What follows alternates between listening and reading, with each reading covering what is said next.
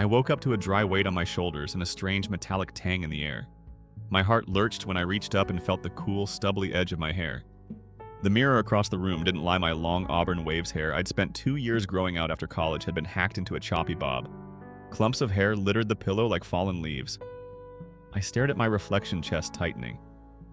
Had someone broken in? On my bedside table lay a pair of gold craft scissors, the same ones my dad used for scrapbooking, and a sticky note stuck to the lamp, "Don't cry. Speak with confidence at Sophie's ceremony." My breath caught. Sophie.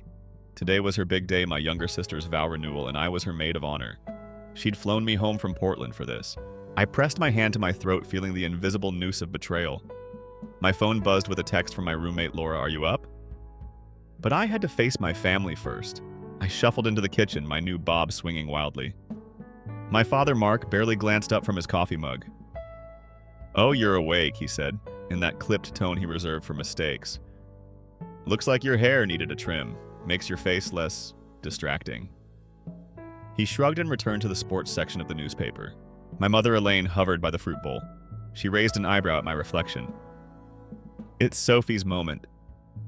"Don't steal her thunder," she murmured, not bothering to lower her voice. "You always were the showy one." I swallowed a lump in my throat. Growing up, Sophie the golden child had every advantage.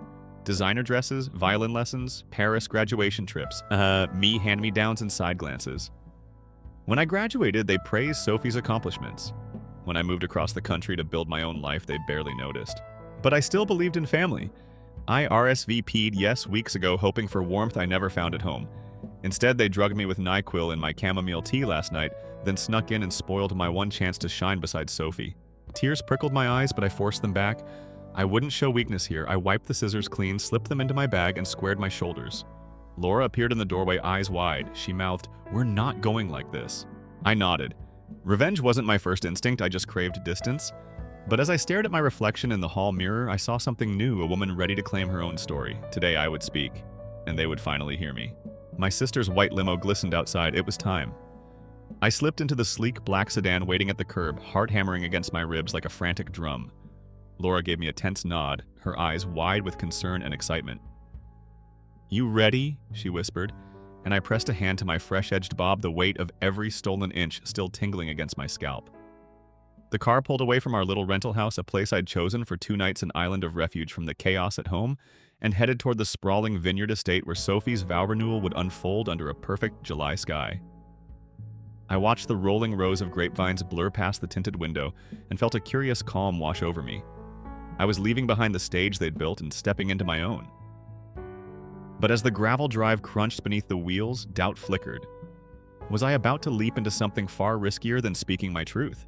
At the rehearsal brunch, the tables were draped in ivory linen and crowned with wildflower arrangements that smelled faintly of summer rain. Guests murmured in clusters, their laughter bright but brittle like fragile bubbles ready to pop. I clutched my purse until my knuckles blanched, searching for the folded speech I'd penned the night before, the one I'd practiced in my tiny bathroom mirror, until the words felt like muscle memory. My heart thudded when I spotted my parents hovering near the buffet table, their backs to me. My mother's blonde bob gleamed under the soft lights, and my father's tailored suit looked as comfortable as armor. They were coiled for confrontation, a reminder that letting them think they still held the power would be a grave mistake. I reminded myself every second I stood silent, they won. So I straightened my spine, tucked the speech into my blazer pocket, and stepped forward. Yet, as I approached the microphone, my pulse drummed louder than my courage. What if they cut me off before I could speak? The venue fell silent when I cleared my throat. I surveyed the expectant faces, cousins who'd once patted my hair condescendingly, high school friends who'd never understood my quiet intensity, strangers draped in designer labels. The silence stretched like a taut wire, and I felt the weight of every eye shot, every unspoken judgment. Then I felt something shift in my chest, a steady warmth that rose like molten gold, stealing my resolve. I inhaled deeply and began, "Good morning. For those who may not know me, I'm Olivia, Sophie's older sister, and today I refuse to be anyone's shadow." The words felt raw against my tongue, alive with every memory of being told to stay small. A ripple of surprise traveled through the crowd. My mother's lips parted, my father's expression flickered between anger and disbelief. In that charged moment, I realized the real risk wasn't the words, they were my shield. The risk was silence, and I had already chosen otherwise. But even as I spoke, a queasy knot formed in my stomach. How would they retaliate once I dared to pull back the curtain? I paused, letting the hush settle before continuing. You see these vines around us? I gestured toward the green expanse beyond the glass doors. They grow strong only because farmers prune them sometimes harshly to yield the sweetest fruit. But if you prune too much, the whole vine dies. A soft murmur coursed through the guests. I felt eyes flick to my bob of uneven lengths, the literal result of my parents' cruel pruning. For years I've been pruned, back told to be less visible, less ambitious, less me. My voice cracked with memory, but I steadied it. But a vine doesn't die when pruned. It fights back. It sends out new shoots that push through the dirt with incredible force. A few heads nodded, and I sensed empathy blooming like young buds. Yet I also recognized the old fear lurking at the edges of their gazes. When someone fights back, chaos follows. Would my words break open wounds they'd long ignored, or crack the foundation beneath their polished smalls? I shifted weight stealing for the moment I'd rehearsed 100 times. I pulled my phone from my pocket, the screen glowing like a challenge. You all deserve to hear the truth, I said, raising the device so everyone could see. No more edited versions of my story. Before anyone could react, I hit play. My mother's voice drifted across the room, cold and clear. We'll fix her hair while she sleeps. Girls like her need to learn their place. My father's laugh echoed like a guillotine blade. Utter silence slammed into me, heavy and disbelieving.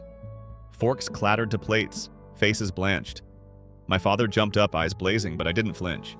I stood firmly planted, heart pounding but unbroken. This was the moment I chose truth over fear. Yet as my mother's trembling lips formed the first protest, I spotted a familiar face in the back, my Aunt Claire. Someone who'd always smiled politely at family gatherings. Her expression was unreadable, but her eyes glistened with tears. In that instant, I saw a flicker of solidarity I never expected. Could even my own family's secrets spark alliances in the shadows? My father hissed, "This is humiliating," and people began to rise, some murmuring agreement, others glancing at me in horror. But before the swirl of chaos could engulf me, Aunt Claire stepped forward, her voice calm but firm. Enough, she said, and the room snapped to attention. We came here to celebrate love, not to play judge or jury. She turned to me, her hand outstretched. Olivia, I'm sorry. The single phrase carried the weight of all the years I'd felt invisible. Gasps brushed the crowd like a sudden breeze. My mother's eyes darted away, guilt and rage warring on her face.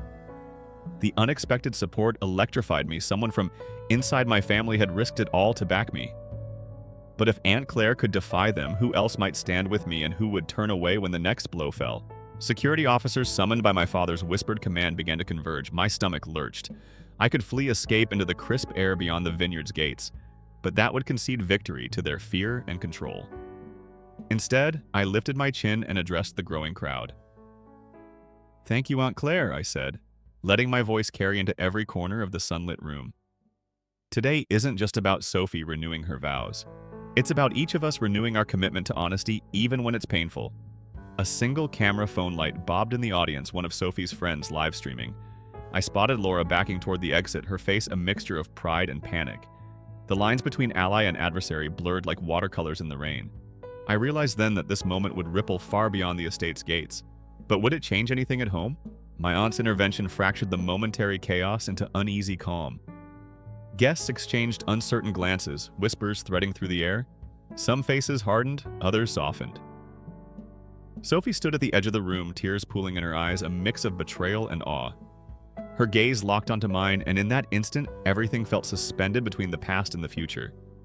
The vows she'd prepared, the scripted sentiments she expected to hear, none of it mattered anymore. The real ceremony was happening right here, the unveiling of truth in the place of polished lies. I saw my sister's world, perfect on the surface, but rotten underneath, tilt on its axis. And I felt a powerful surge. I was no longer defined by their scissors, their silences, or their small-minded expectations. Yet as whispers swelled, I knew something even more unexpected was on the horizon, something that would test the fragile solidarity Aunt Claire had offered. Would our family's foundation crumble, or could these newly planted seeds of honesty bear fruit? Security gently but firmly guided me toward the door. The cool breeze of the late morning air rushed in, carrying the scent of sun-warmed grapes and unsettled truths. I turned once, catching a last glimpse of the stunned faces inside before stepping out onto the gravel pathway. Laura met me with a relieved smile and wrapped her arms around me. "You were incredible," she mouthed. I closed my eyes and let myself breathe for the first time since dawn.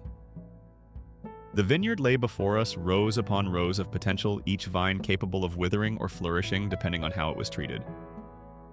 My own life felt like those vines, pruned, pressured, but impossibly resilient.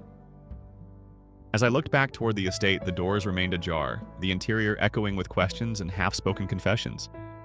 I knew I'd opened something I couldn't close, and there was no turning back. In that charged silence, I felt the weight of what came next. Would I dare to go back inside, or would I let the vines grow without me? I stood on the gravel path outside the vineyard estate, hand pressed against the wrought iron gate as though it were the threshold to a new life. Laura's gentle grip on my elbow wavered between support and urgency, her silent question, "What now?" In that moment, the crisp July air felt electric, charged with the tension of every unspoken truth I'd unleashed. I realized with a jolt that choosing honesty here would be a journey, not a one-time spectacle. My pulse thrummed like a warning drum. Every step I took back inside risked fresh wounds, but every step forward into the unknown might lead me to reclaim my own voice. I squared my shoulders, the memory of Aunt Claire's intervention warming me from within, and pushed the gate open. The estate's manicured lawns lay before me like a court of judgment. And with each footstep, I asked myself, was I ready to face the consequences of exposing an entire family's secrets? In the wide foyer, crystal chandeliers glittered above vaulted ceilings, their brilliance mocking the fallout I'd provoked. My father hovered near the guest book, eyes downcast and cheeks flushed, his usual composure shattered. My mother stood beside him, clutching a lace handkerchief as though it could hold her fractured pride. I felt something surge in my chest, a mix of vindication and sorrow. They looked at me now not as their daughter, but as an intruder who'd torn the perfect facade to shreds. And yet beneath their stony expressions, I saw uncertainty flicker. I met my sister's gaze across the room. Sophie's green eyes glistened with tears, but her lips trembled as if she wanted to speak. The room held its breath around us, and I sensed the fragile boundary between accusation and reconciliation humming in the air. I took a slow breath and strode towards Sophie, every step a gamble between healing and deeper fracture. Would she reach out, or would we drift further apart? Sophie's hand caught mine cold and trembling like a leaf in a storm. "Liv, please," she began, voice fractured. The depth of her regret cut through me, sharper than any scissors ever could. I saw her truth shining in her tear-streaked face. The perfect life she'd built was brittle, propped up by the same lies that had silenced me. A lifetime of competing for our parents' fleeting approval lay between us, and now here in this gilded hall it all boiled to the surface. I squeezed her hand gently, the heat of her skin reminding me that beneath the polished veneer of sisterly rivalry lay a fragile bond I'd never truly broken. "Speak," I urged softly. Her breath caught and she exhaled in a rush. I knew what they'd do. I ignored it, because I was terrified you'd ruin everything. The confession hung between us like a shattered wine glass, and I felt my world tilt. My sister's silence had been as complicit as my parents' cruelty. Could I forgive her betrayal, or would this truth wedge us apart forever? The clink of glass echoed through the foyer as a waiter passed, offering champagne flutes to lingering guests. I lifted a glass on impulse, toasting to an invisible horizon. The bubbles tickled my throat, reminding me that life's sweetest moments often sprung from tension and release. Yet I felt the weight of every societal expectation pressing against my spine, the notion that family comes first no matter the cost. The unspoken rule that public harmony must never be disrupted by private pain. I had flouted those norms, and now I tasted both liberation and guilt. Sophie followed my lead, raising her glass in a hesitant salute.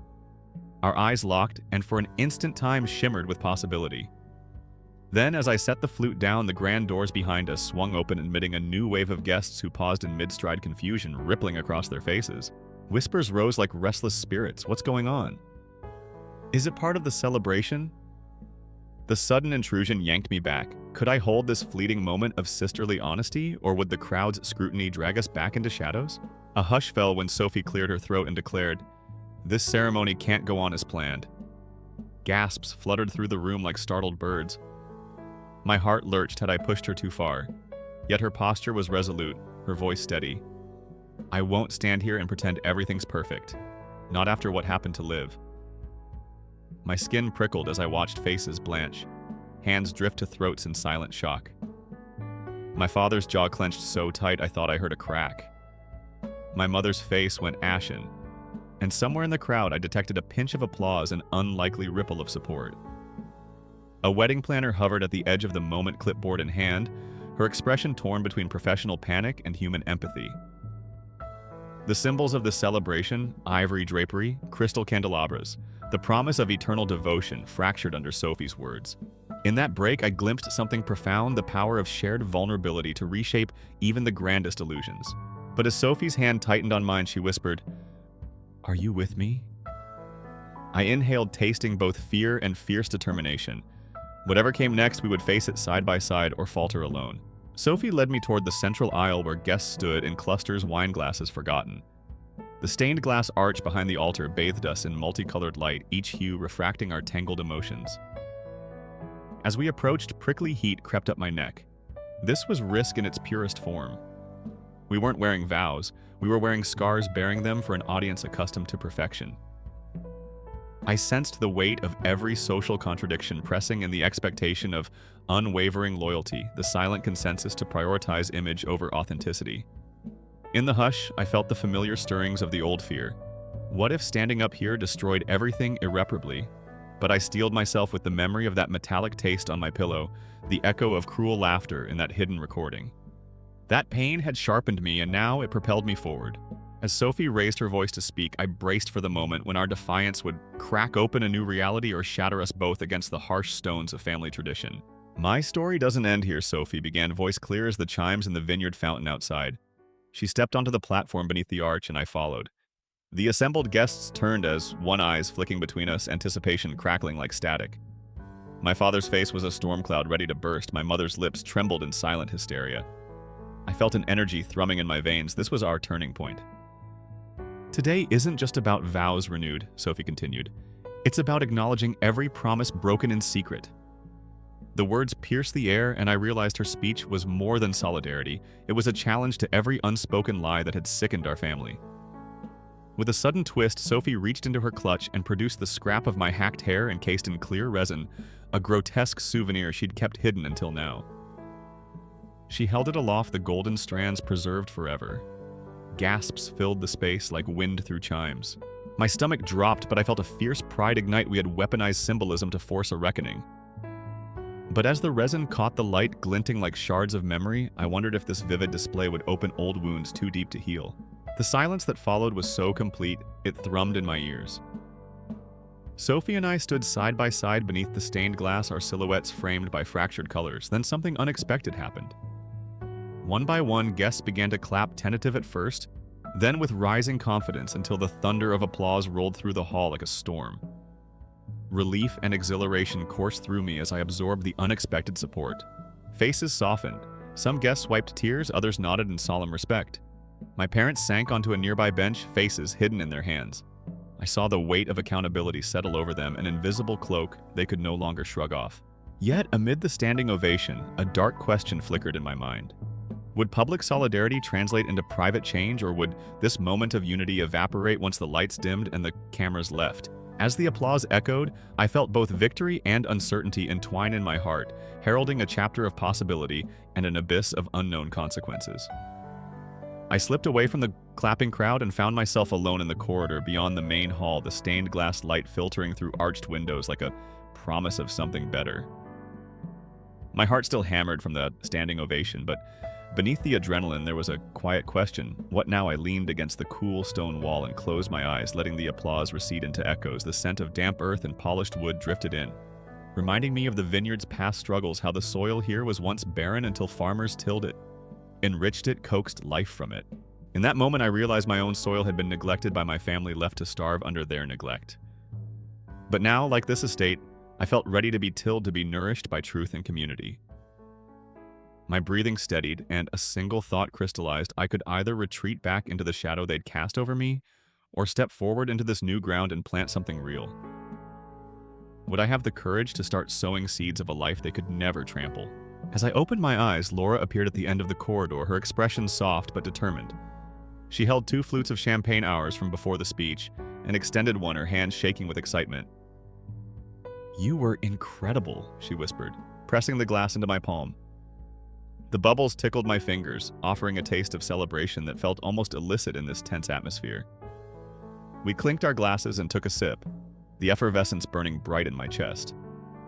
It struck me then that this moment was more than a personal victory. It was a shifting of power. The whispered conversations I heard outside painted me not as a troublemaker, but as a truth teller, someone who refused to let dignity be sacrificed for the sake of appearances. Yet even as pride warmed me, a sliver of doubt cut through power can be intoxicating, but it can also corrupt. Would I use this new influence to build bridges, or would I risk becoming the very thing I'd rebelled against? We wandered back into the foyer where clusters of guests were tangled in hushed debates. Some faces glowed with admiration, others were tight with discomfort. Sophie joined us, her eyes red-rimmed but fierce. "I knew this would be hard," she said, voice low, "but I didn't expect so many people to stand with us." She linked her arm through mine, and that simple touch sealed our sisterhood in a way words never could. Around us, the wine glasses were half drunk, the floral arrangements slightly askew, as if shrugging off their pristine roles. It felt as if reality itself had fractured, making room for a raw, honest world. Yet amid the solidarity, I noticed my parents standing apart. My mother's face blotchy, her hand clutching my father's sleeve, his jaw set like iron. Their silence spoke volumes. They were reeling but unmoved by remorse. Guilt without action, I realized, was as meaningless as denial. Would they ever break through their defenses, or would they remain locked behind the walls they had built around our family? The afternoon sun slanted through the arched entrance as guests began to drift outdoors, drawn to the manicured terrace and vineyard vistas. Sophie invited me to walk with her among the vines. We navigated between rows heavy with unripe grapes, each cluster a testament to patience and perseverance. The rhythmic hum of cicadas droned above us, and the earth beneath our feet felt alive, pulsing with hidden energy. We paused at a wooden trellis draped in green, and Sophie reached up to touch a young shoot. "This place, it's changed," she said softly. "Not just because of what we did, but because of what you did." I swallowed, wondering if her gratitude was enough to fill the gap between us. The vines, like us, were resilient. They bent under pressure but didn't break. Yet I sensed a deeper question stirring in Sophie's eyes once the grapes ripen and the season changes. Will the truth we harvested here sustain us, or will it wilt under the scorching glare of everyday life? Before I could answer, my phone buzzed with a notification. Someone had started live streaming the aftermath of our speech. The small screen showed a sea of faces outside the hall, their expressions alight with curiosity and support. Comments scrolled like wildfire. Finally, someone called it, "Powerful sisters, this is the revolution we need." My chest tightened at the realization that our moment here was already spreading beyond these walls, igniting conversations in living rooms, offices, online forums. The vineyard had become a stage for something far bigger than a family spat. It was a flashpoint in a cultural reckoning about power dynamics, sibling rivalry, emotional manipulation. I felt both exhilarated and unnerved. The world was watching, and my actions would carry weight beyond my wildest dreams. Could I navigate this newfound spotlight without losing the authenticity that sparked it in the first place? Sophie squeezed my hand and nodded toward a small stone bench under a shady oak. We sat and watched the guests meander through the yards, their laughter blending with the birdsong overhead. For a moment I closed my eyes and let the breeze wash over me. The heat of judgment gave way to cool, honest air. In that quiet, I reflected on how my life had once been confined by my parents' expectations, each demand a pair of scissors trimming away at my potential. But today, I had reclaimed every clipped strand, weaving them into a tapestry of resilience and voice. My gaze drifted back to the estate, its classical columns and sculpted hedges suddenly less imposing, more like a canvas awaiting new paint. I realized that this vineyard, with its cycles of pruning and growth, mirrored my own journey, seasons of pain giving way to seasons of blossoming. Yet, as the cicada song swelled around us, a fragile question unfurled. Could I cultivate this moment of transformation into a lasting harvest, or would it slip away like summer rain? We rose from the bench and made our way back to the reception area where the wedding planner was corralling caterers and musicians, her panic subdued by the undercurrent of emotion still pulsing through the estate. The staff moved like actors, rewriting their cues, adjusting placements of chairs and tables, as if the event itself were a new script. I realized how many roles each of us plays: host, guest, witness, rebel.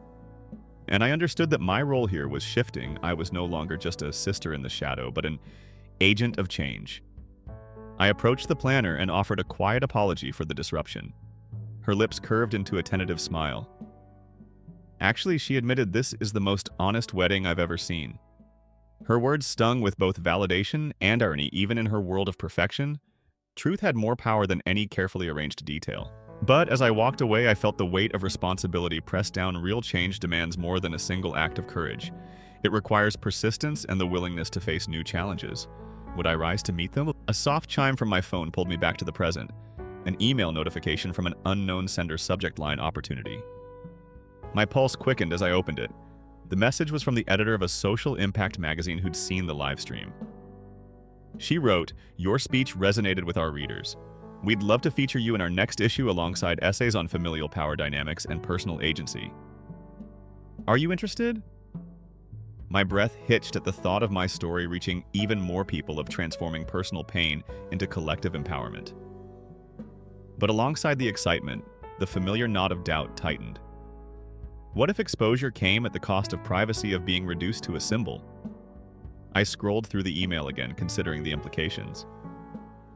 This could be the seed of a new path, a way to amplify not just my voice, but the voices of countless others who'd been silenced. Yet every choice carves a future, and I hesitated at the crossroads. Would I step onto this new platform or retreat into anonymity and safety? I stepped away from the buzzing terrace and into a quiet alcove, phone clutched as if it held my fate. The air here smelled of fresh grass and distant wildflowers, a reminder that growth often happens in hidden places.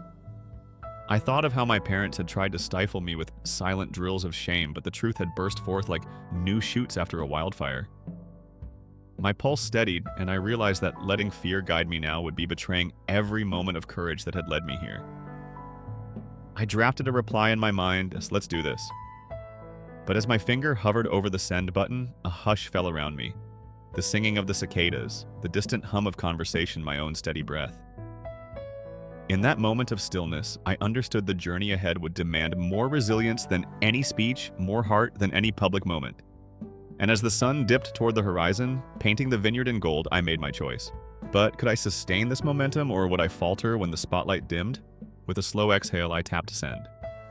The word opportunity now carried the weight of promise and risk. The screen faded, and I slipped my phone into my pocket, feeling the cool metal against my hip like a talisman. I moved toward the fading light of the day, back to Sophie, and the uncertain crowd still lingering among fairy lights strung between oak trees. Every face I passed seemed to glow with possibility. And I realized that this isn't the end of a story.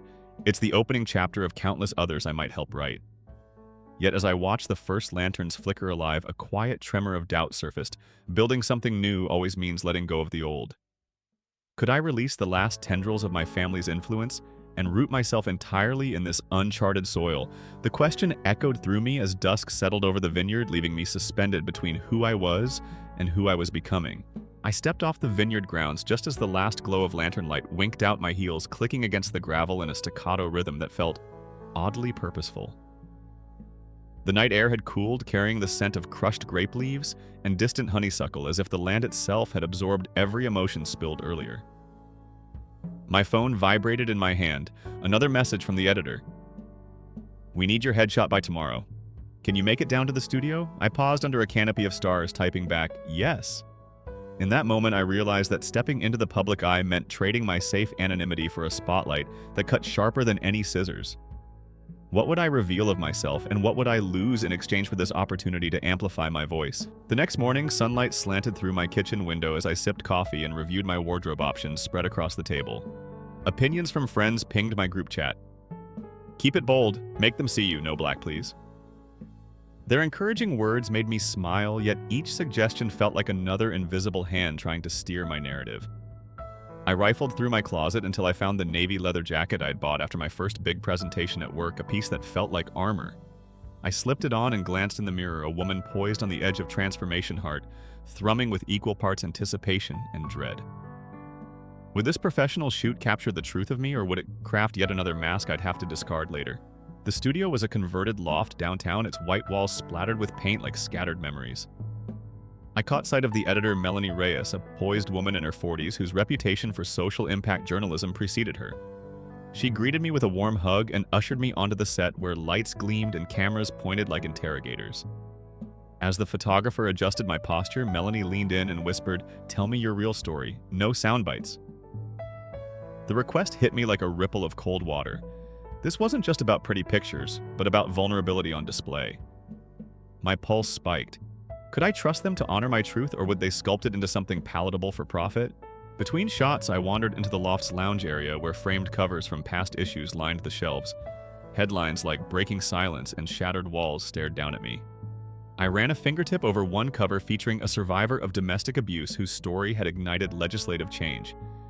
If her portrait could spark real-world progress, maybe mine could too. Yet, I felt the weight of social expectations. Women are supposed to be graceful survivors, not angry avengers. If I leaned into righteous fury, would I be dismissed as bitter? If I softened, would the point be lost? My reflection in a chrome-plated coffee table showed a woman wrestling with her own contradictions, poised between rage and redemption. Could I walk that razor's edge without bleeding my authenticity away? Later that week, the magazine layout landed in my inbox, a 2-page spread featuring my story alongside stark black and white portraits. The headline read, "Uncut when family cuts you down, and beneath it, my words, I am more than the parts they tried to prune away."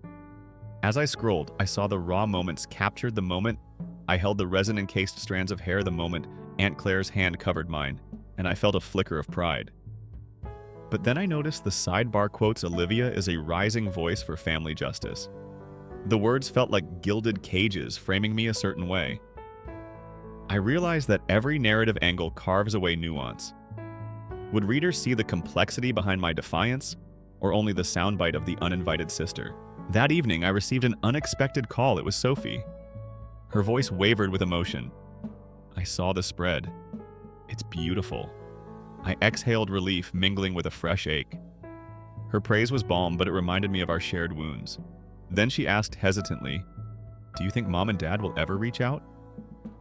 The question hung in the line like smoke. I thought of the magazine's crisp pages and the world's applause and realized that external validation, powerful as it felt, couldn't mend our family's fractures. The real work had only just begun, both in the public arena and in the private spaces of our hearts. As Sophie's voice trembled on the other end, I faced a new risk, opening the door to the very people who'd tried to prune me down. Could I forgive them without losing the hard-won strength I'd built? I woke early with the summer sunlight slanting through my bedroom blinds, the soft chorus of morning cicadas reminding me that life goes on whether we're ready or not. I stared at my phone's screensaver, an image of a single new vine shoot pushing through cracked earth, and thought of all the ways I'd been nurtured by truth and community these past weeks. My inbox held Sophie's text. "Can we talk?" Alongside it, another from my mother, "Let's meet." My chest tightened with a familiar ache, hope mixed with fear. Could I open the door to them without losing the hard-won strength I'd spent months forging? Forgiveness, I realized, wasn't a gift for them. It was a gift for me to release the pruning shears of the past. But as I sat on the edge of my bed, the vine shoot pulsing defiantly on my screen, I asked myself, was I ready to water that seed of reconciliation, or would I let it wither in the shadow of old wounds? By midday, I'd planned a neutral ground, the little cafe where Sophie and I used to grab smoothies after college lectures. Its weathered brick walls were alive with ivy, each curling tendril a testament to persistence. I arrived first, ordered an iced tea, and watched the door through the ivy-framed window. Sophie appeared moments later, cheeks hollowed by worry but eyes bright with relief. We hugged, the tension of unspoken questions melting into a shared breath. "I've missed you," she whispered. I smiled, the words tasting bittersweet. Over tea, we unpacked our hearts, her guilt at staying silent, my fear of reopening old wounds, and the fragile hope that truth could mend as much as it cut. We made a pact to step into the light together, but only if honesty led the way. As we clasped hands across the table, I wondered whether my parents would honor that pact or retreat behind the very lies they'd spun. That afternoon, I drafted a message to my parents. "I'm willing to meet, but only if we face everything honestly." I hovered my finger over send, recalling the sting of drugged tea and scarfed hair and the pounding victory I felt when Aunt Claire stood by me. Forgiveness would require their acknowledgement, and I refused half-hearted apologies. Finally, I tapped send. Within minutes, my phone buzzed. "We're sorry, let's talk honest." My heart fluttered with equal parts exhilaration and dread. Would they speak truthfully or slip back into apologies scripted for public consumption? The vines outside my window twisted in the breeze, leaves brushing against the glass like curious spectators. I realized that our family, too, was a tangled network of old growth and new shoots, and that if I reached out now, I might either salvage something living or watch the whole thing die back. 4 days later, I found myself sitting at the same family dining table where I'd once hovered invisibly. My parents stood awkwardly by the doorway, the air between us taut as piano wire. I took a breath and gestured to the empty chairs opposite mine. As they sat, I saw the lines of remorse etched in my mother's eyes and the tremor of vulnerability in my father's jaw. I led us through the moments that scarred me, the drugged tea, the hidden scissors, the whispered jabs, each confession a prick of pain and a cleansing tear. They listened, faces pale but still. When I finished, silence pooled in the room. My mother's voice cracked. "I didn't realize how much I hurt you." My father's posture slumped as though he'd borne a sudden weight. I felt a flicker of triumph, but it was tempered by empathy. I'd dredged their worst moments and now watched them confront the consequences. Yet, as my mother reached for my hand, I wondered, could this fragile truce survive beyond this table? Or would old patterns reclaim us once the rawness faded? Weeks passed and our family's story rippled beyond our home. Apologies were given, therapies scheduled, and cautious conversations bloomed like tentative buds. Meanwhile, my email from Cynthia Ray, the fashion CEO, glowed in my inbox, ready to open that creative office. I accepted her offer that morning, feeling buoyed by the knowledge that my purpose had expanded beyond personal revenge into building a platform for others.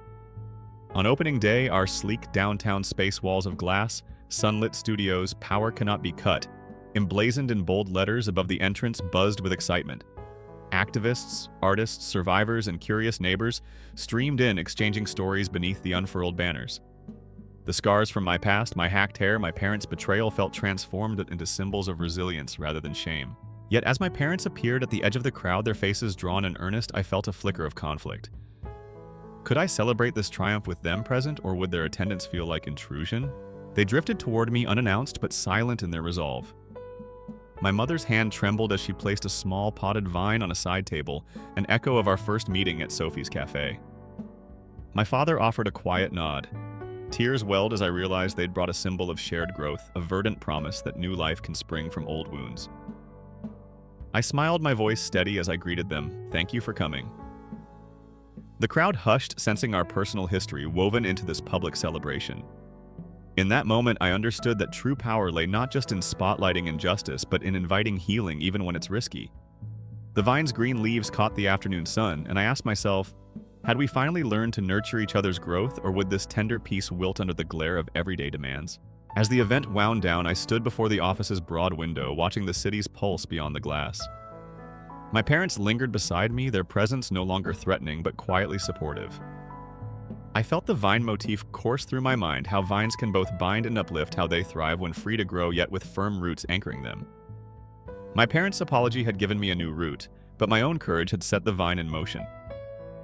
I realized that empowerment doesn't end with a single act of rebellion. It requires constant tending, bold risks, and the willingness to forgive without forgetting. The sunset painted the sky in shades of amber and rose colors of both warning and promise, and I asked myself, as I had so many times on this journey, what new shoots would I choose to cultivate next, and how would I honor both the scars and the growth that defined me? Story 2. I could feel it before I even opened the gate. My heart thudded in my chest as I rolled to a stop under the oak tree.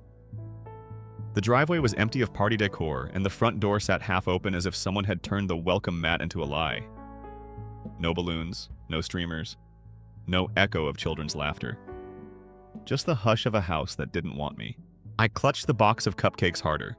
8 of them, each topped with a tiny sugar butterfly and a pale green swirl. I'd driven 30 minutes farther than I should to pick up Clara's favorite treats from Sweet Whispers Bakery. They used edible flowers and hand-painted the name Clara in lilac on the lid. Clara, my bright, fearless 8-year-old who loved lilac more than anything. I'd argued with my sister Marisol on the phone this morning. "It's a small gathering," she'd said. "Just family, don't stress." She sounded as if she believed it. She'd even laughed and promised that Grandma Margaret would finally be on her best behavior. I wanted to believe that too. I needed it to be true. Stepping onto the porch, the breeze carried no hint of icing or chatter. The screen door jingled behind me. Marisol's voice floated from the living room, sharp-clipped, triumphant. Then a weird hollow giggle, not Clara's. Still clutching the cupcakes, I nudged the door open all the way. Living room light spilled into the entryway. I froze. Exactly 6 relatives stared at me.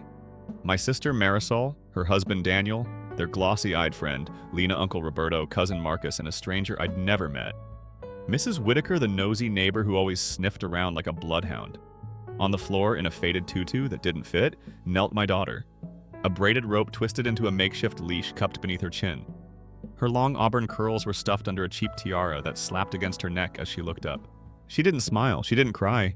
She simply held the squeaky mouse toy I'd brought and blinked at me with wide, betrayed eyes. I opened my mouth, but nothing came out.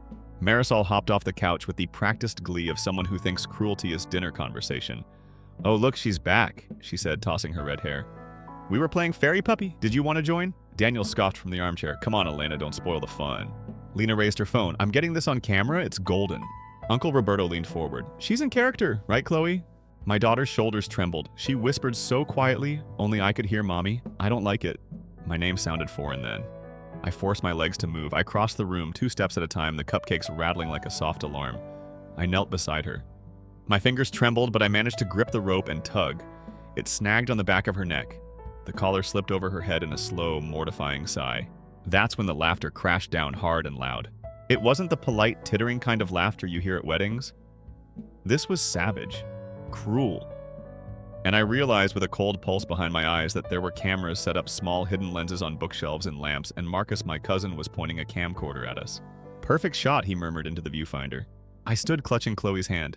Heat flared up my arms. My palms burned against her skin. I looked at each of them in turn, my voice rough. "What have you done?"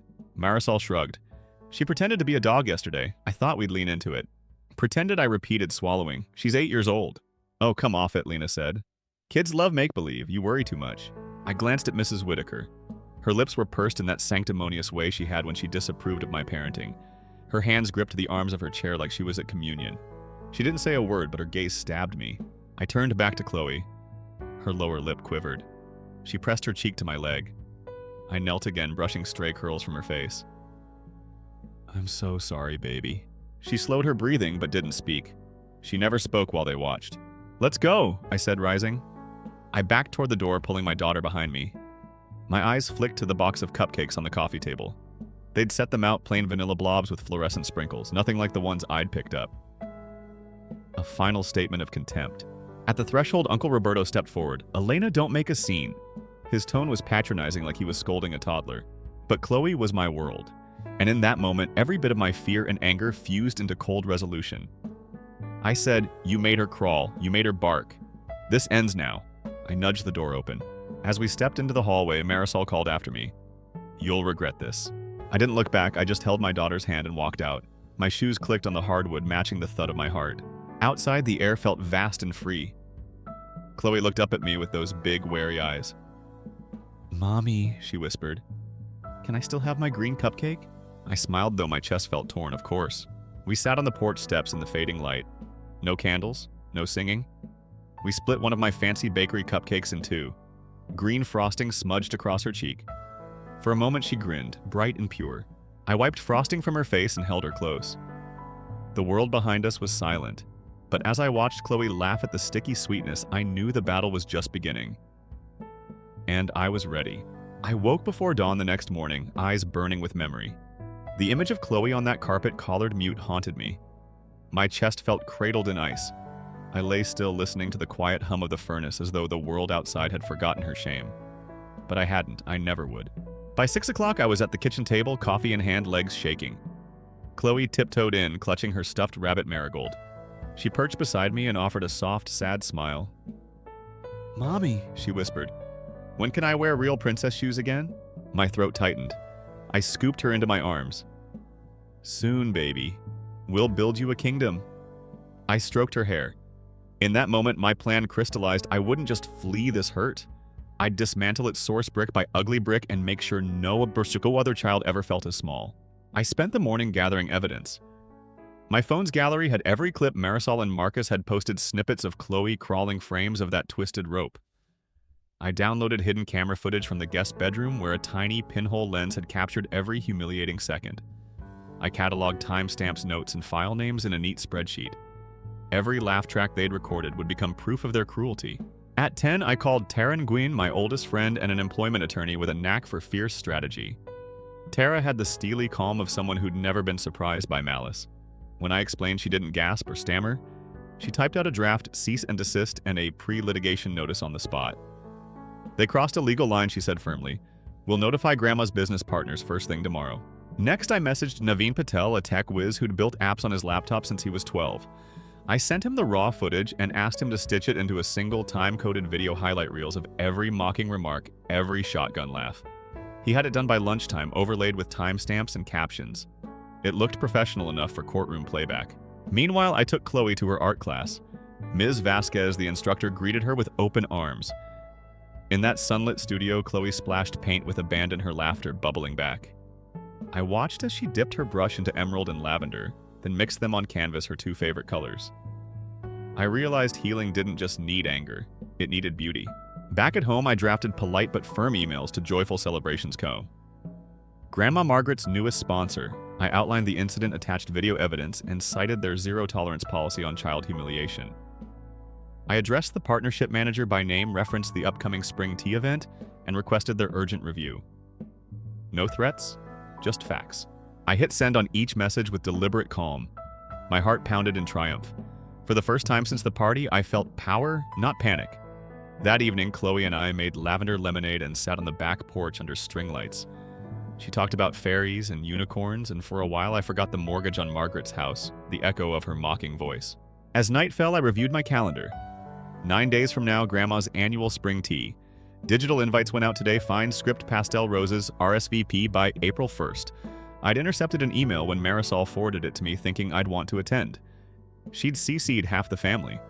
Among the guests, several party vendors, lifestyle bloggers, and the partnership manager from Joyful Celebrations. I leaned back, savoring the tension. My plan was in motion.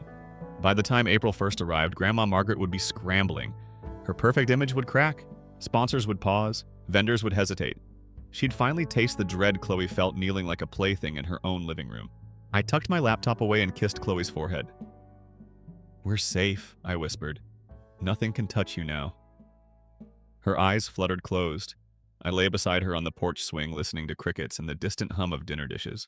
Tomorrow, I'd start on the next phase, alerting the local Mom Blog Coalition, securing a small expose in the neighborhood newsletter, and drafting a letter to the PTA just in case Margaret tried to volunteer at my daughter's school.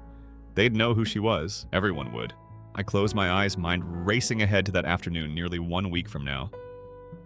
I envisioned Margaret's face as she watched her emails flood with cancellation notices. I pictured her polite smile freezing into panic. I rehearsed the single line I'd send her on April 2nd. "You made my daughter crawl, now it's your turn." As sleep finally claimed me, I felt a fierce pride. Revenge was no longer a vague promise, it was a precise, sharpened instrument. And I held it in my hand. I woke to a flood of notifications. My phone buzzed on the nightstand like an alarm.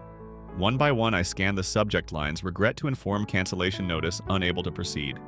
Joyful Celebrations Company had pulled their sponsorship. 2 party vendors dropped the spring tea.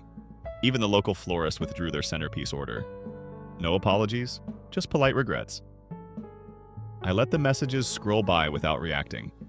My heart pounded, but my face stayed calm. The first blow had landed.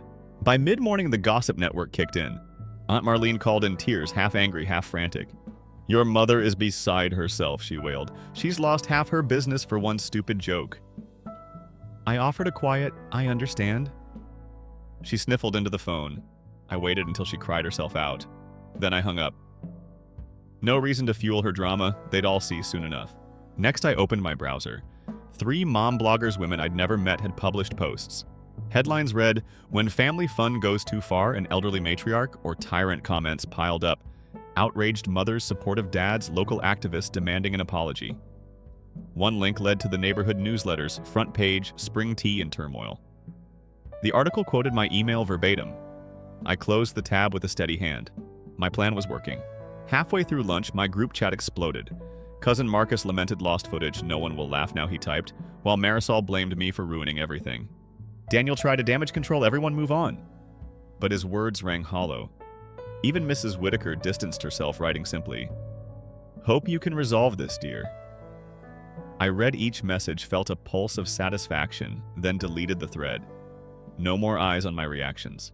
That afternoon, I picked Chloe up early from school. She waved shyly to her classmates, who peered curiously but said nothing.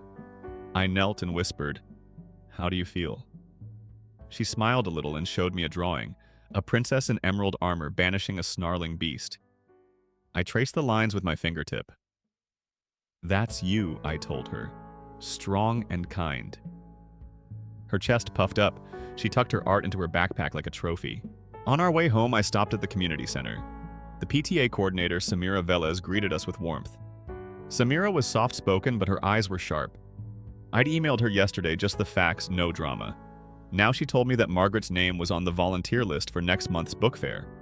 Samira said, "With all that's come out, we should reconsider." I nodded. I agree. Her relief was almost palpable. I left knowing Chloe would be safe. We spent the late afternoon in the backyard building a happy fort out of blankets and pillows. Chloe insisted on green rope lights, so I strung them like fairy lanterns. We told ghost stories and snacked on fruit popsicles. When she ended with a triumphant, "You're the best storyteller, Mommy," I felt my chest warm. This was the life I wanted her to remember. Not humiliation under a twisted rope, not the sting of mocking laughter, but this soft, light, sweet treats and her bright grin. That evening, I reviewed the day's fallout. I'd heard from one of Margaret's key vendors they posted on their blog about upholding family values and hinted at a formal statement. Meanwhile, the spring tea invitations lay unsent. My mother's event planner had resigned. I didn't gloat. I simply noted the balance had shifted. For once, power was in my hands. For once, I wasn't chasing scraps of kindness. I was setting terms. Late that night, my phone rang. An unknown number.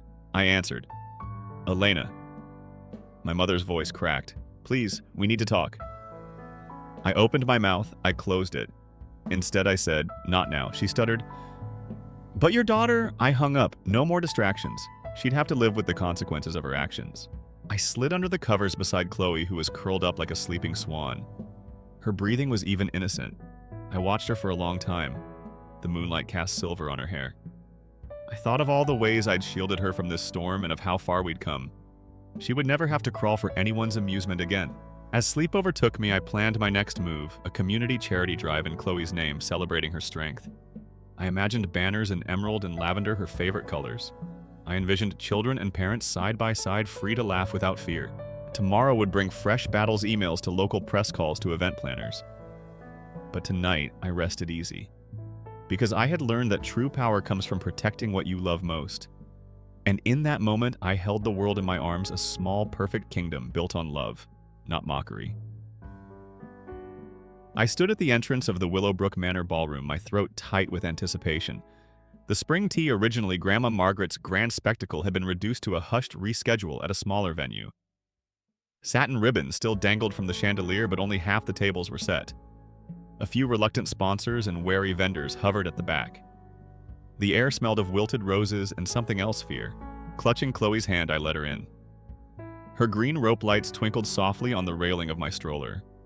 I'd promised her a special outing, and this was it, her first public appearance since the party.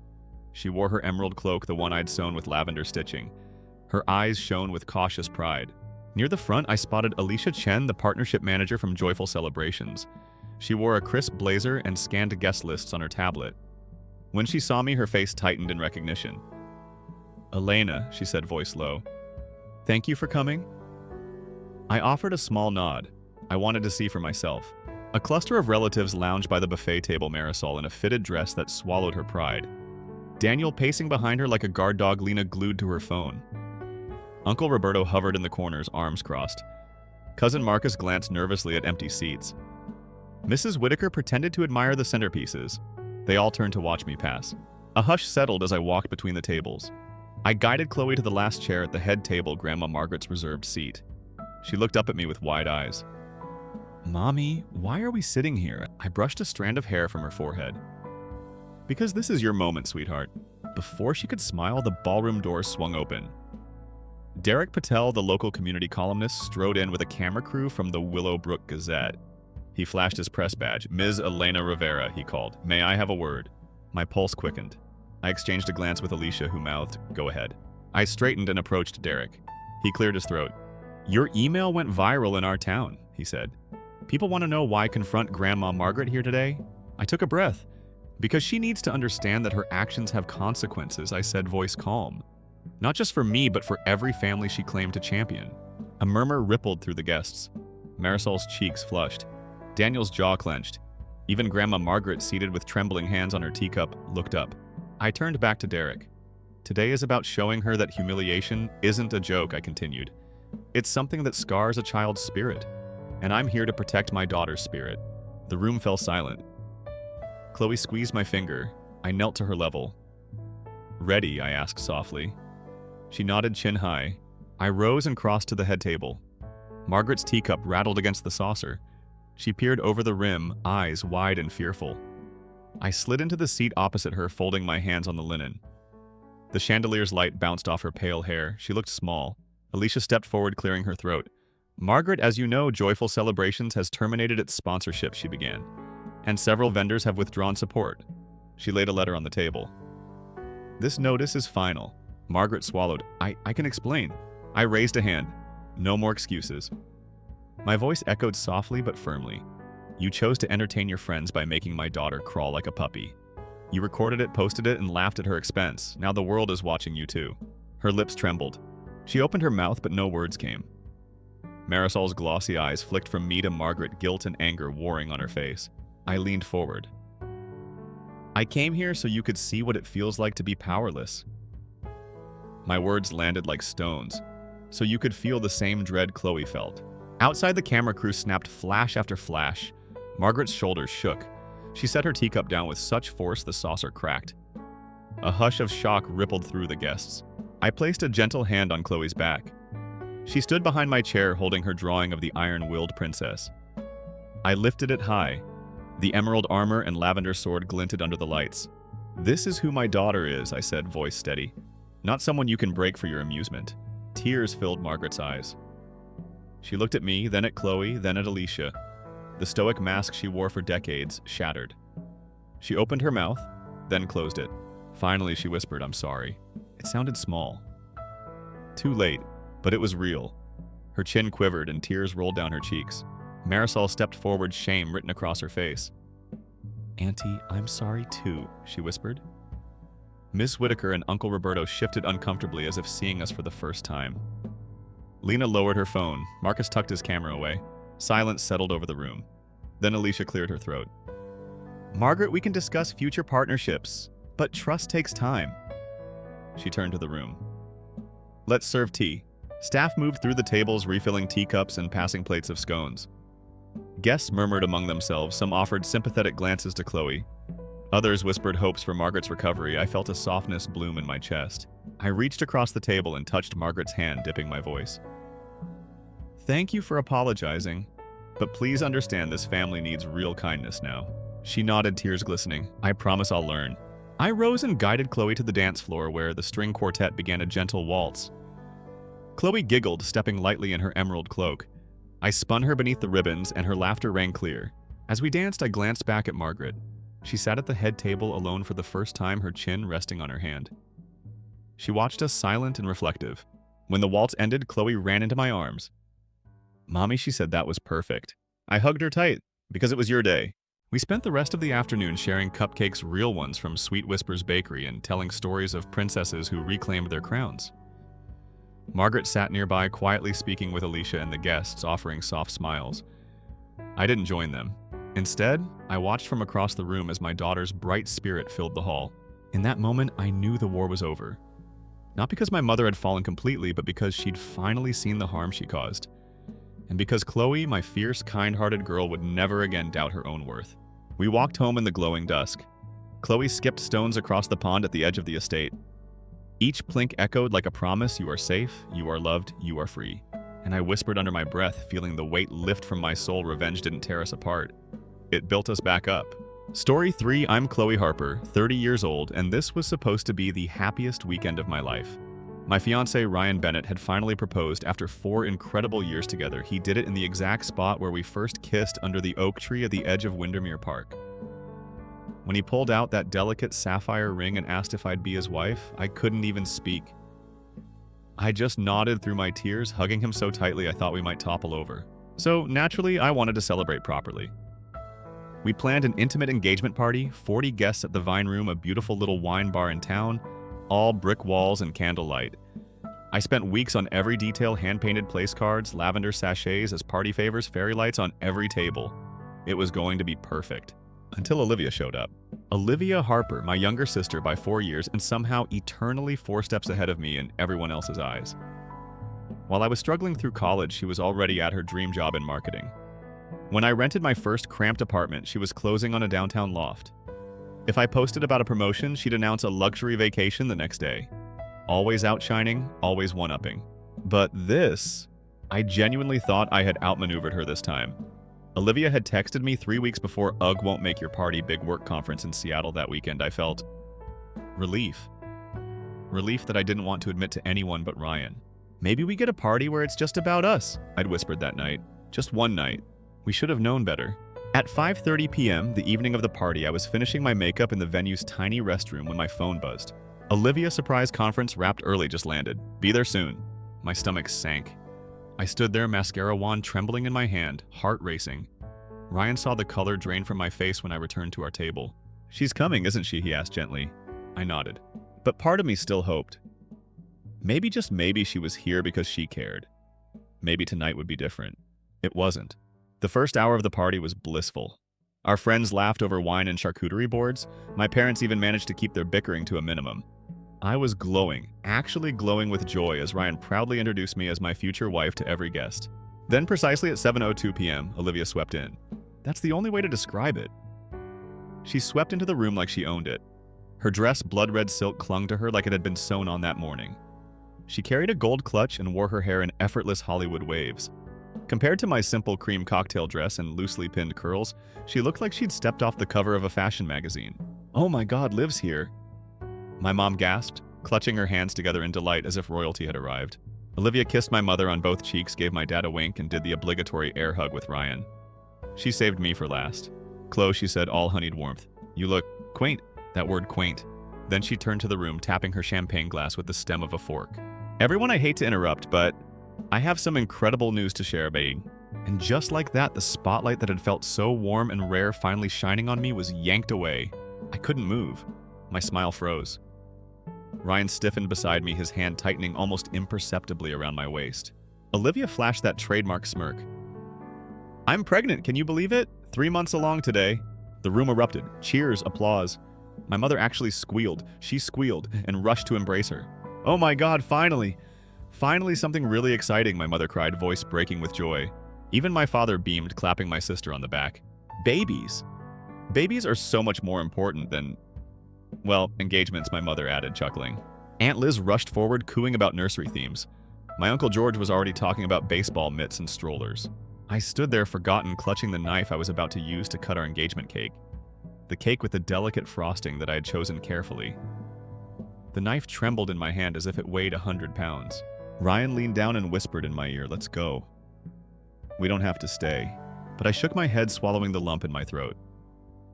This was our party. I wasn't going to let her win. Not yet. For the next 2 hours, I existed like a ghost. People drifted over occasionally to murmur quick congratulations to me and Ryan before rushing back to ask Olivia about due dates, gender reveals, and baby names. At one point, Olivia caught my eye from across the room and mouthed the words, sorry. Guess I stole the spotlight. Again. The cruelty of it was unmistakable, but no one else seemed to notice. They laughed along with her as if it were a harmless family joke. My mother was already planning a baby shower before the night was over. The slideshow I had spent hours creating played to an empty wall. No one looked up. The engagement cake remained untouched. By the end of the night, even my own father seemed to forget why we had gathered. And as I packed up the decorations alone while Ryan loaded our car, I made a decision.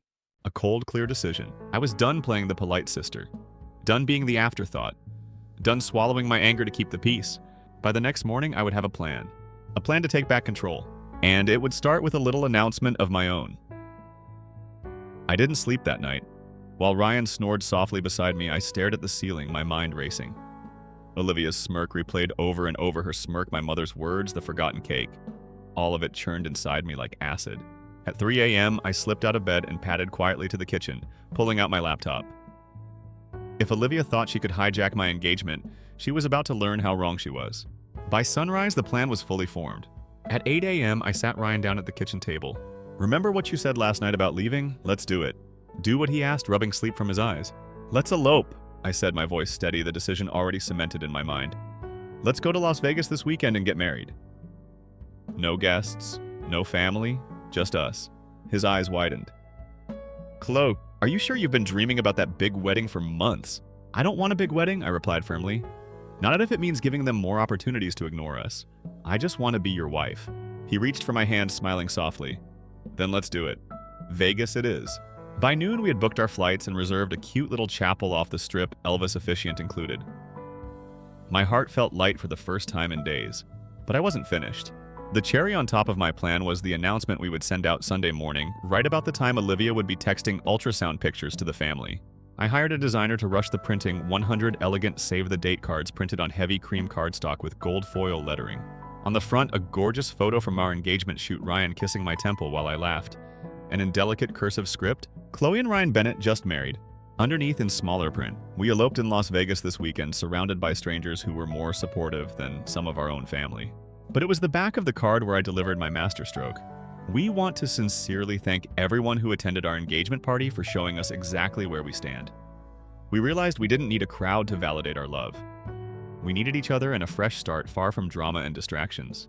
We will be hosting a private dinner soon for those who truly support us.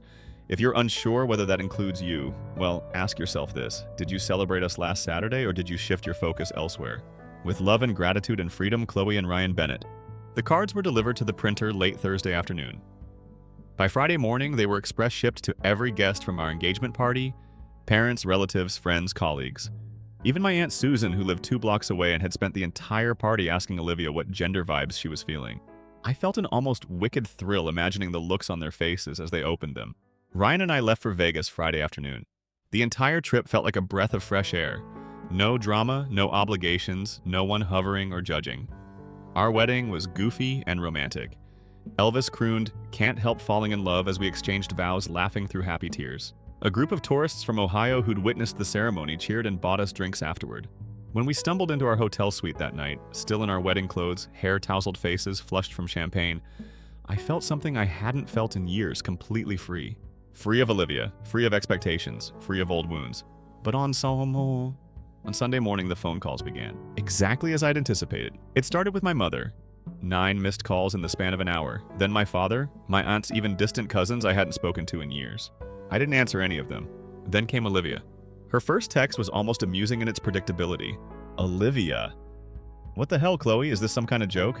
5 minutes later. Olivia. Are you seriously that petty? You couldn't wait to get married until after my news. Then finally a call. I let it ring.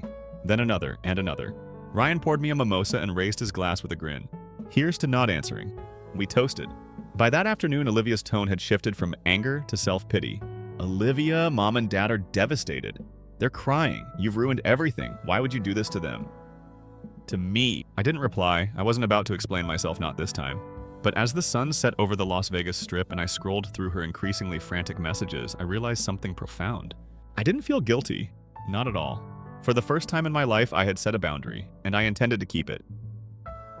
We returned from Vegas feeling invincible. Ryan and I laughed the entire flight home, scrolling through selfies with Elvis photos of our rings and snapshots of perfect strangers who had cheered us on like lifelong friends. But when we landed, reality was waiting. My phone was overloaded texts, voicemails, missed calls, and my mother's message stood out first. We need to talk immediately, Chloe. Your father and I are beside ourselves. Please come for dinner tonight. Olivia will be here too. I read it twice, then deleted it. Are you really going to ignore them? Ryan asked gently as we walked through our front door, still glowing from the honeymoon energy. I hesitated. Not forever, I said. But I'm not walking into their ambush tonight. The save-the-date cards had detonated like a bomb, exactly as I planned, but the aftershocks were bigger than I expected. Even my cousin Jenna texted me, "You really outdid yourself, Chloe. That card, legendary." But, wow, you know Olivia's taking this hard, right? Good. I poured a glass of wine and sat on the couch scrolling through social media. That's when I saw it, Olivia's carefully curated Instagram post. A black and white sonogram photo framed by delicate pastel flowers and the caption, "Sometimes blessings come when you least expect them. Rainbow baby, a miracle life, mod grateful." Thousands of likes, hundreds of comments. An outpouring of love and sympathy. But tucked between the well wishes was a comment from someone I didn't know, a woman named Rachel. "Congratulations, Olivia. But I thought you told Derek you weren't sure who the father was. Glad it's all sorted." I froze. Derek? Who is Derek? I clicked Rachel's profile public. The rabbit hole opened fast. Tagged photos. Comments. A group photo from a winery 6 weeks ago, Olivia arm in arm with a tall, dark-haired man tagged as Derek Lambert. Another post from Rachel dated 3 months ago. Brunch with my girl Liv and her new man Derek, only 2 months together and already inseparable. The timeline didn't add up. Olivia had announced her pregnancy as 3 months along, but she'd only been dating Derek 2 months at the time. A chill ran down my spine. Ryan sat beside me watching as I scrolled. "What is it?" he asked.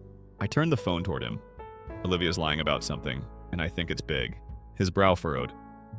"You want to walk away from the drama, or you want to dig?" I stared at the screen. I wanted to dig. By the next morning, curiosity had overtaken my anger. I texted Jenna. "Hey, random question.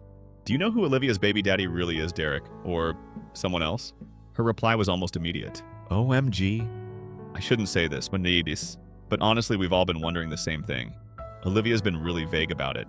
Mom swears it's Derek, but I overheard Olivia telling Aunt Martha she wasn't sure if it's Derek or, wait for it, Ben. Ben was Olivia's ex, a married ex. A married ex who worked with her at that marketing firm she bragged about endlessly. Suddenly, Olivia's dramatic announcement at my party looked less like a joyful family milestone and more like a calculated move. A distraction, a diversion. Ryan saw the realization hit me. "Are you okay?" I laughed bitterly. "She didn't just steal my spotlight, Ryan. She used it to cover up a scandal. She was hiding her own mess, and my engagement was the perfect smokescreen." The next wave of messages started that afternoon. My mother texted again. "Olivia is very emotional right now. She says you've completely abandoned her during this stressful time. She needs her sister Chloe, and we need you to show some maturity. Come to dinner this weekend." The sheer audacity almost made me drop my phone. But then came the twist. I didn't expect a text from my dad. "I want to talk, alone, without your mother, tomorrow. Coffee, please." My father was not the kind of man to reach out privately, especially not to me. Curiosity won. I met him at the corner bean the next day late afternoon when the cafe was nearly empty. He looked tired, really tired, in a way I'd never noticed before. He didn't waste time. "I just need to say something before it all gets swept under the rug." He began stirring his black coffee nervously. "You're right to distance yourself, Chloe. I see it now." Those words floored me. "I see what we've done," he continued, eyes fixed on his cup. "We've treated Olivia like glass, always fragile, always excusing her messes, and we treated you like you'd manage on your own no matter what. I'm sorry, I know that's not enough, but I need to say it." A lump formed in my throat. I didn't trust myself to speak. Then he leaned forward and lowered his voice. "I also know something your mother doesn't know yet. Derek's not the father." I blinked. What I whispered. She admitted it to me yesterday morning.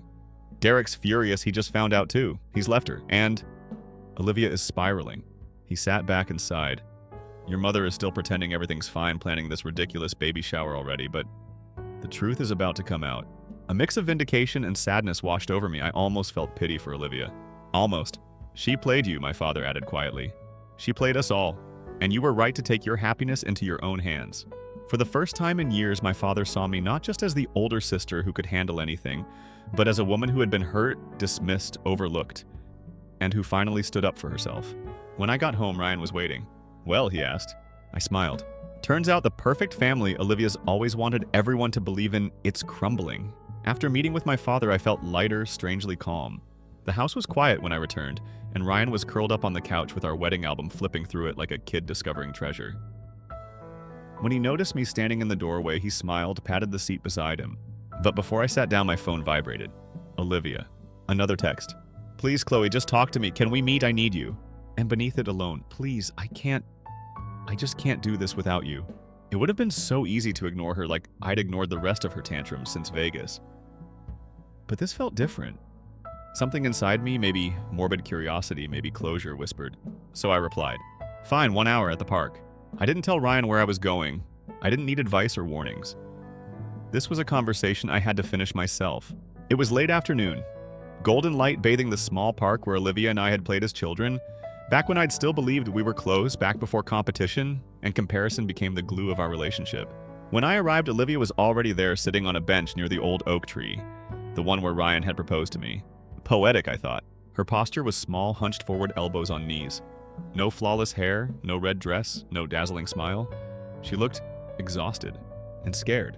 "Hey," she said quietly as I approached. Her eyes were red, puffy, makeup smeared. She didn't look like the version of Olivia the world adored. "Hey," I replied, keeping my distance standing rather than sitting beside her. She wrung her hands together. I know you're angry, she began, her voice hoarse, but I didn't know it would go this far. I didn't know Derek would leave me. I didn't think any of this through. I stayed silent. She sighed, brushing a strand of hair behind her ear. I panicked at your party, Chloe. I didn't plan to announce it. It just felt like the right moment. I couldn't help but laugh, a bitter, sharp laugh. You mean it felt like the moment to deflect, I said. To make yourself the center of attention, like always.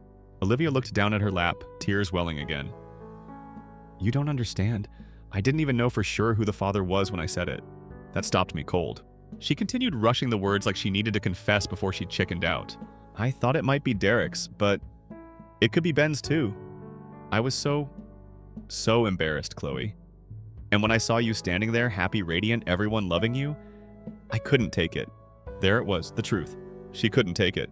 All my life, I'd believed Olivia acted from some place of entitlement or cruelty, but maybe the truth was worse. She acted from insecurity. Deep, gnawing insecurity. And yet, that didn't excuse her. You could have kept your mouth shut, I said evenly. You could have let me have one day live. Just one. But you didn't. And you didn't just ruin my party, you turned our whole family against me again. Olivia covered her face with her hands, sobbing now. I know, I'm sorry, I'm so sorry. But her apology didn't feel like enough. Not this time. I sat down beside her, not close, but close enough to let her speak. Why, I asked, why is it always a competition? Why can't you just be happy for me ever? She sniffled. Because you've always seemed so together. Like nothing phases you. You had friends who loved you, a fiancé who adored you. I always felt like I was performing for attention. Every achievement, every announcement, it was a performance. I blinked. This was not the Olivia I knew. Or maybe this had always been under the surface. But it didn't change anything. I can't fix that for you, I said gently. I can't be your fallback anymore. She nodded slowly. I know, I get it. I just hoped maybe we could go back to being sisters. That was the line that broke me. Olivia, I whispered.